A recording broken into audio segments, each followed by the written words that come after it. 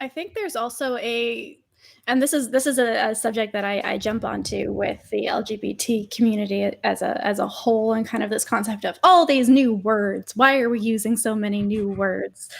We had old words. You've got words at home. We're not getting words out. You sound like me, Vi. Like, anytime I listen back to one of our episodes, I'm just like, man, do I really come across like a grumpy old man trying to make every word defend its existence?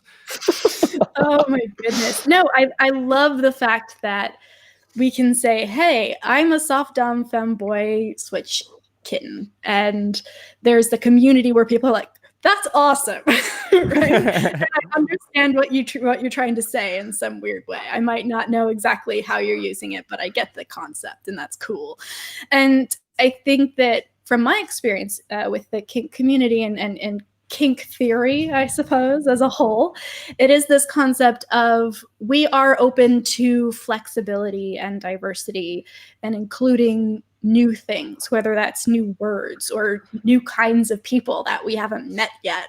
And just this concept of not like sacrilege almost, I suppose, and approaching words and approaching terminology in a way that is unorthodox and maybe a little bit confusing at first, but we're allowing ourselves to talk about what we want and to talk about what we like and to talk about what we expect of our partner. And so much of purity culture and the concept of a very puritanical sexual society like we live in is, oh, we don't talk about sex.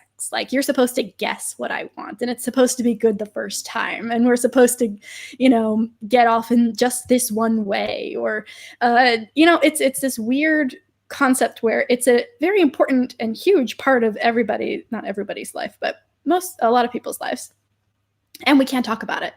And the kink community is kind of moving forward with that and saying, but what if we did? What if we didn't just talk about it, but we gave things names and we gave voice to these very specific wants and needs and desires, and then found other people who understood what we were saying?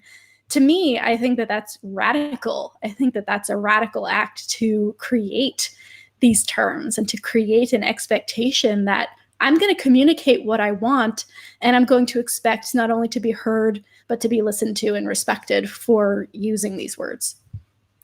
Yeah, well, and it's not just their specificity that's affirming, the ability to find community and identify a very specific interest and all of that, but it's their positivity. X-Cult Baby in the chat pointed out that the substitute for all of these like new words that we're creating is basically pervert or some other like really negatively connotated idea. And so by creating these new words, we're kind of updating them for a more sex positive generation. That is a very, very good point. I love that.